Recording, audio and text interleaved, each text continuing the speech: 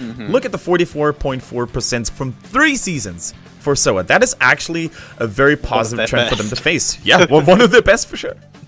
Yes, due to the amount of losses they have in last season, almost all stats from Soa are kind of out of the question. Due to the fact that when you lose that many times, all your statistics are dead. You just have to work with the recent statistics and hope that they are good enough.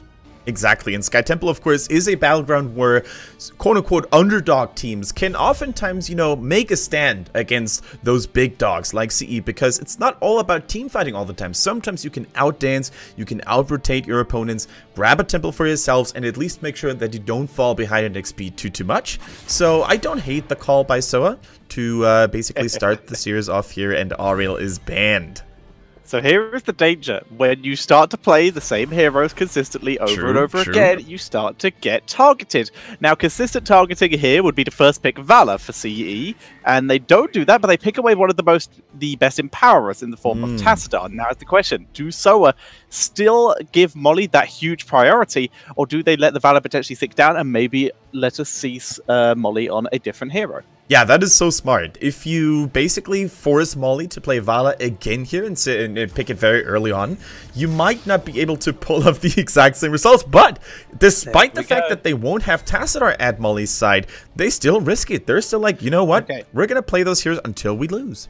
CE need to absolutely pick Uther now. Like, yes, Rhaegar's really, really solid, but we've seen Uncle G on 2 supports this entire season, and that is Uther and Ariel. Ariel's banned. If they pick Uther or ban Uther and pick Rhaegar, for example, they're in an insane position to have severely limited Uncle G to potentially being forced back onto that old classic of his, the Kharazim, and who knows if he's going to be playing that like an actual support or like he did in the past of a highly aggressive sort of pseudo second support. There are 2 more reasons, in my opinion, why Uther would be such a good pick, as you mentioned, Tetra. For the most part, Rhaegar is very susceptible to the level 7 talent, the anti-healing from Malthael. We have seen it times and times again in China that Malthael players were able to counter the ancestor healing just in the nick of time. And also, keep in mind how scary a divine shielded Malthael can be. He uses ulti, who dives deep into the enemy team's backline. I wouldn't have hated an Uther at all, but maybe they're going to ban it now. Either way, so let's see. Yeah, potentially. The other hero who we've seen them playing consistently would be Muradin, but there's enough tanks to potentially not even bother to focus that are in the meta right now. However, they are running the Tyrael. The last time we saw them do this of like a hyper grey main carry comp, this did not go well. I will be very disappointed if they don't pick at least some kind of crowd control. CE have shown this to be a problem in the past. Yeah, not just C, in fact, RPG have struggled from the same issues. When you have a solo Tyrael frontline, you're naturally running very low on stuns, and unlike Korea, who also likes to run these solo Tyrael tank compositions, Chinese teams haven't been able to sort of imitate the same success that the Korean teams normally have. So can they finally pull it off, CE, if they don't go for another frontliner? Let's see. I already like the Tyrael, though, because oftentimes when you have that Malthael diving deep with his AoE damage from his ulti, you can just drop down the Sanctification. You can all huddle and cuddle very tightly and very cozily together and just sit it through. These target bans really am I really am a fan. So now we'll see Soa. They will pick up the Uther almost definitely here as their main support. It just works with Valor, and we know that it's a hero that Uncle G is very, very solid on. They don't seem to put a huge amount of priority on Rhaegar themselves, so it would be a very reasonable pickup for them. It means Uncle G is comfortable, and then it's just down to what they put Spark BZ on. What is his tank going to be? What is his tank going to be? Spark BZ, for some reason, despite Soa being such a formidable team this season in fall, he's not really, you know, on the same, I would say, like, fame status or prestige status as someone like Wang or someone like... He doesn't stand out. He doesn't stand out, but he's always there when his team needs him, and I really want to give more credit to those kinds of players in the future. And here we go. We have the Uther, Divine Shield plus Malthael. Pretty damn scary, in my opinion. Very true, but when you're predictable, you're predictable. And that can be a problem with the Uther banned out. There is a Dahaka, so they're going for a double tank composition and a solo healer of Uther. They've made that very obvious, and they've left their main tank open to see what they wish to play a little bit later on. Now CE, they need a main healer, and then they're very flexible about what they can do next. They can either run that solo grey main damage with the Tassadar as sort of a pseudo follow-up and give themselves some more CC in the form of another tank. Potentially run even a second support, a third support, I guess that would be actually with Tassadar, in the form of Brightwing or something like that for that high CC. Second range damage, potentially. If you're going to be dealing with a Divine Shielded Malthael, then you might as well disengage from the rest of the team with something like a Falstad. Give yourself the global potential and remove any backup that Malthael might have, so that when that Divine Shield pops, he is also one that pops. To be honest, I would really like to see a Brightwing coming in here. The more I thought about it when you mentioned her, the more I like it. Emerald wins strong disengage for Malthael as well, but they go for the Rhaegar here. Taking the risk of sort of, you know, having this standoff, this staring contest. Who's going to pop his buttons too early? The Answers of Healing or the Touch of Death from Malthael? That's going to be a nice little duel between Fei Yi on Soa and Lufel for CE. And we are going to see the Sonya coming in for CE as their final pick. This is much more solid than the last time. It's got some crowd control. It's got some incredible teamfight potential. This is very much a make the teamfight last as long as possible and just win via attrition, sacrification, ancestral healing, assuming it doesn't get blocked. The amount of shields that they can offer from Tassadar and Tyrael. This is a very old-fashioned but effective CE draft. Now, how can Soa deal with this?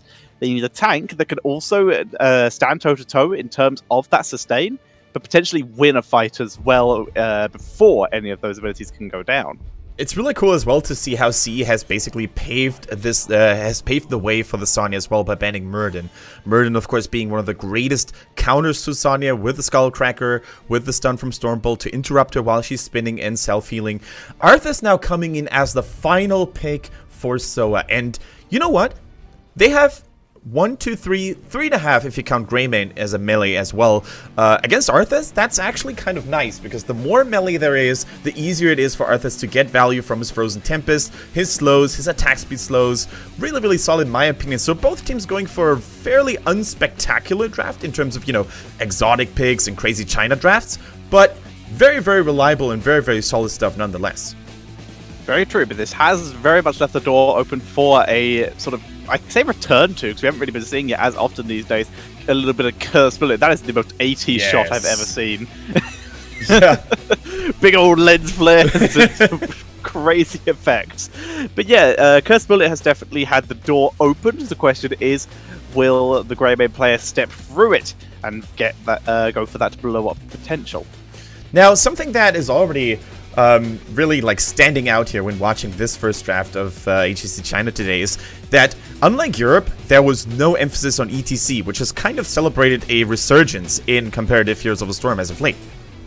I would agree, but this is a situation I would say that the draft did not warrant it. It was it was really open to Soa to pick it, or for CE to do it and go for really a solo Greymane damage dealer, which would not have really fit against the double tank lineup. They needed a little bit of burst, but also some more frontline. And then it went over to Soa, and like I said, they needed something that could survive the initial burst. ETC was not the hero for that. He's one of the lower damage lower tanky tanks. Alright, well, maybe in the future draft we're going to see a little bit of ETC, but for now, we're going to dive into the first game between CE, ladies and gentlemen, and Soa.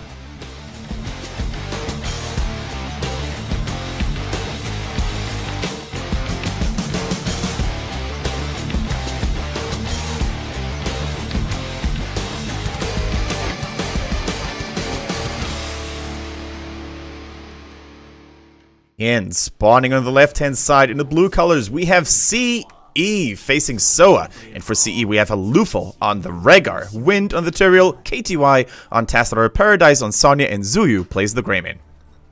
And on the right-hand side, it is going to be Soa, with Faye on Malthael, Uncle G on Uther, TY on the Dahaka, Spark BZ on Arthas, and Molly consistently on that Valor. I can only imagine what team communication sounds like at in Soa's channels at this point. Molly must be desperate. Guys, let me play a different hero. I can do it. Whereas I don't think so. I think they just renamed him to Valor. He's just Valor now. There is no Molly, only Valor.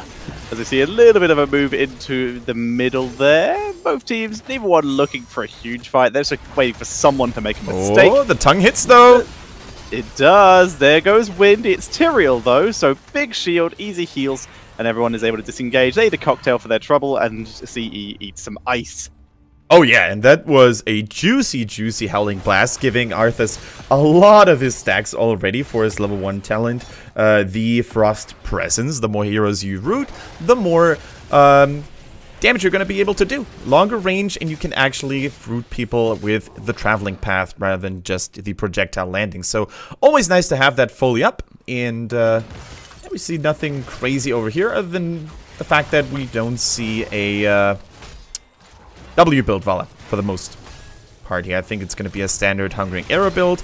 Some players don't even like to go for the level 1 here because sometimes, you know, they prefer the overall mana region and yeah, the mana region basically from the auto attack talent. Very true. But we are seeing the Hungering Arrow build, like you said, and this has very much risen in popularity just due to the amount of single target burst it can offer, along with long range poke. You don't really need the AoE because you don't have an Ariel on your team, which means the AoE isn't going to get as much value, especially against the shields of Tyrael. You want something that can get through those shields and actually begin to get that really aggressive damage value. And of course, it works on the shrines, works on the temples. Exactly. Very, very true. So clearing those guardians of those temple platforms is going to be much easier if Vala is nearby. For now, though, both teams are kind of, you know, avoiding a straight-up confrontation with each other. They're sharing temples top and middle, respectively. But the big difference here is that Dehaka is not actively joining any team fights. He just continues to soak in the bottom, where Sassadar, KTY, and Rhaegar are kind of slacking behind. But Alufal, as we speak here, making his way down to the bottom. Indeed, Lufal is already holding the lane at the moment. Greymane caught a little bit out of position. Rolls, multi-shot. Not enough damage to finish him off this time. If he'd taken punishment, maybe he would have been able to rip. Yeah. But no, he was able to survive. Nicely done by Greymane here. Good disengage timing to get himself out of danger. Yeah, already we can see the Holy Fire coming in for Uther. The level 4 talent for the most part has become a little bit, you know, just like very unstandard. Holy Fire used to be the go-to for a long period of time. Sometimes you go for the for the Hammer of Justice talent, giving you a little bit of movement speed here. So Uther players have really diversified the way they build the hero. Ever since the hero has become so hugely popular. Sometimes we see Q builds, sometimes we see W builds, as we see it here. So really, really cool to see how the Uther meta has shifted and diversified over time. Indeed. On this map, I definitely like the idea of using the Holy Fire just due to the fact wave they're so important. Oh, that's a good Rhaegar. Goodbye, Rhaegar. It was far too far forward. Looks like Zuyu, based for a similar fate, trying to find his angle. Razor swipe, gets stunned. No disengage because he's hit by the drag. And Wind not able to save him here. I'm not sure if CE was, you know, supposed to lose 2 heroes here, because it was basically easy to predict that Soa would most likely rotate towards the bottom when they took those Siege Giants so early on, because normally teams try to get a little bit of value done. They try to go for those healing fountains, very, very important, because the next temple phase is going to spawn in that bottom map location. So Alufal and Zuyu in particular, who we consider to be such star players in the roster of CE, they should have definitely been on their toes here to predict this kind of potential rotation. Indeed, they should have, but the fact is they weren't. It's pre-temple though, temple just spawning, so this is fine, especially if they can get their kills now, as they're attempting to. Slow from Wind, not enough for the kill. Cocktail, a little bit of extra damage. That might force Spark BC back. No, he is going to stay, self-heal, get Storm to prevent from mounting up. Yeah, that was actually really important that his Howling Blast landed on Greymane, the highest DPS target. Otherwise, the Wolfman would have been able to chase and track them down. For now, though, see, they have stabilized, so overstate their welcome a little bit. They dropped low in HP, and as such, they can't compete for the temple right off the get-go. Difference is their fountain's alive. True. They were able to Very kill big off the Fountain of CE, and as you can see, CE are being forced to back up here. They don't want to put themselves in danger. You actually saw a little bit of armor on Zuyu there. That is due to the Kala's Light, I believe the talent is called, on Tassadar at level 4, along with the extra shield range. This is due to the fact Greymane's gone for a poke build in the form of full cocktail, and the fact they have a Sonya on the team who's sort of gone for a mix auto attack and spear build, aka she's gone for very much the most bursty build you can get, so she's not going to be consistently auto attacking, not getting the most value out of the leeching plasma. Exactly. If you shield the Sonya while she's spinning, she obviously won't be able to use auto attacks, and as such the value is a little bit wasted, but TY goes down, and thought he was going to pull a stitch there and kill 2 people. That was a legendary moment. I think it was in Towers of Doom against Tempo Storm or Roll20, one of the 2 NA teams, That was oh my goodness, the damage against Molly here was huge.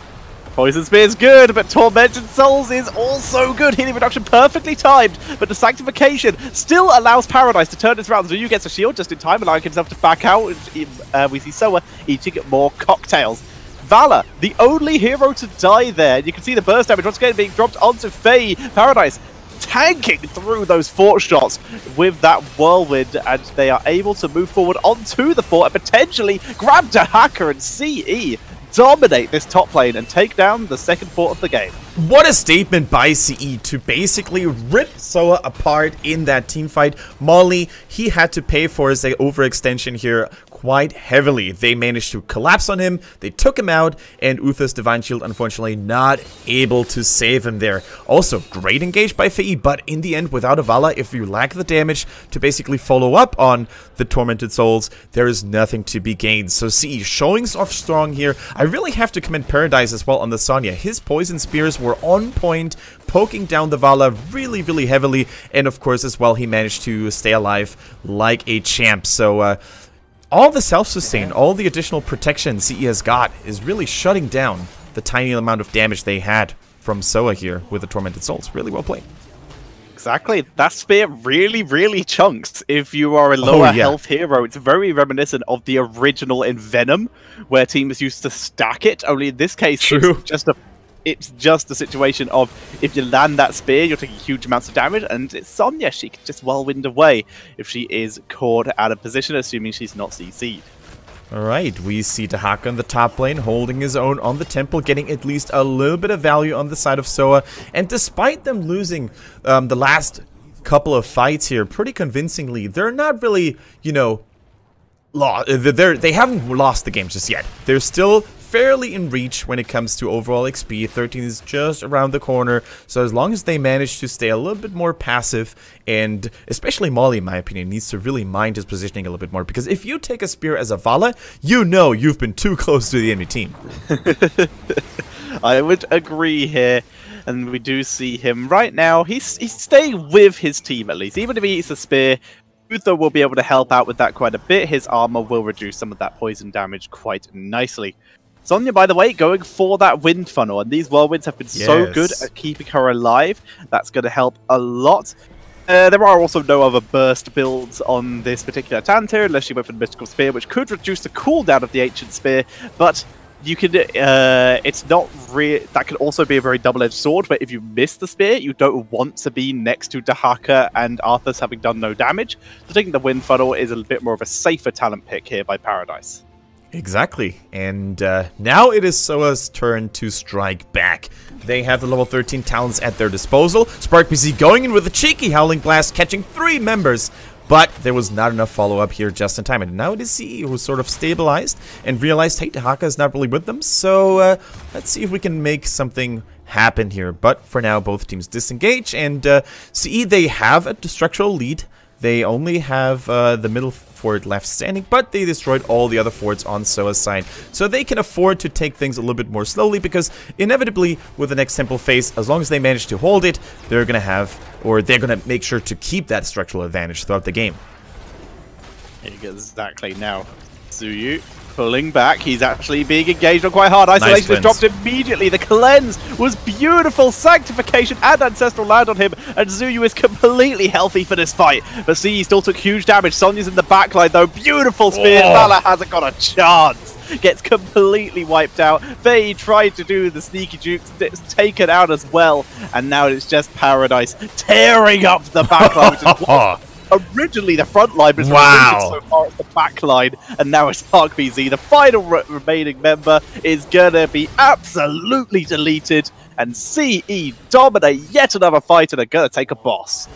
Paradise came in like a wrecking ball, and we have to give kudos to him as well, but for the most part, it was the 4-man roster of CE holding strong with that Sanctification, with the Ancestral Healing. They bought enough time, and they basically baited out enough cooldowns from Soa for Sonya to shine, and, you know, it's just another day for you and me in Paradise, it seems. Paradise having a beautiful time here, and he is the key player, or he was the key player shown previously for a reason.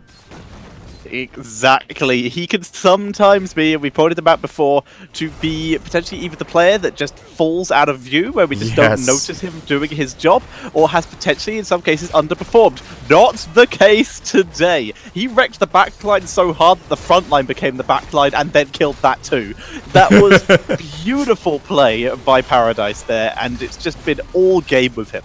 And normally, you have to criticize players for having a little bit too much tunnel vision when they only stick to one target, when they will only chase a target down and not having a second eye for the rest of the teamfight. But in this case, he only aimed for the Vala. He came in, no other target in sight, and once again, the spear landed and the follow-up damage was brutal. And Molly definitely not having the best of his games here on the Vala. And we can't even blame him this time around, though, because he was trying to get safe, he was in the middle of his team allies, but still, Sonya was too much for them to handle.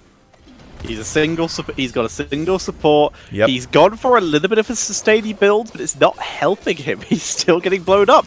The only protection he has is the healing and armor from Uther.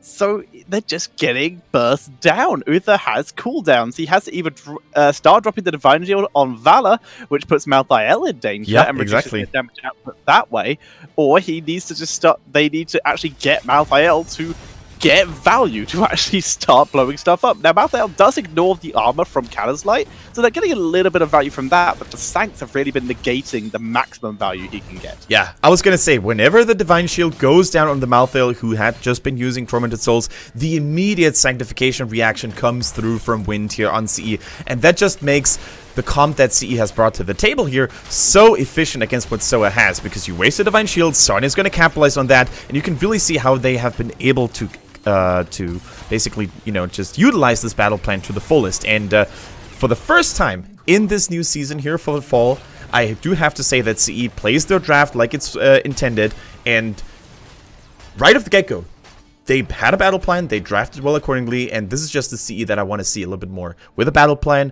with a draft that makes sense, and with the execution that just leaves fear in their opponents' hearts. Completely agreed, but we are seeing from Soa the panic button, the sort of last resort, if you will, in the form of the extra drag range. Rip Arthas, run away, Soa, run away faster, Soa, as in comes Sonya, moving in, takes huge damage, but the Sanctification and Divine Shields are dropped. Tyrael trying to zone out Faye, even he's doing a good job of escaping for now, takes too much damage, and down he goes. Hey, Dahaka's here, trying to get the damage down, but Ancestral is beautifully used. And Molly is removed. TY is also removed. Uther, the only survivor. They're tanking the keep to take him down. They do so. Botkeep already died to the boss, and they move straight onto the core. That is GG. Nobody left on Soa's side to tell the tale of the fallen core, because they had all been wiped out. A beautiful catch on Arthas, and it all snowballed downhill here from there for Soa. So GG! CE takes this game in very, very dominant fashion against a straight-up contender. Both teams tied in the current standings. Big win for CE. Now, I mentioned this week one. The exact same thing happens most weeks, where CE usually look really shaky in the first week and then start to step it up after that. So far, it looks like my prophecy is coming to pass, as they managed to 2-0 yesterday, and now they are taking a team who they are tied in position with and just dominating them. But there's still another game for Soa to prove us wrong.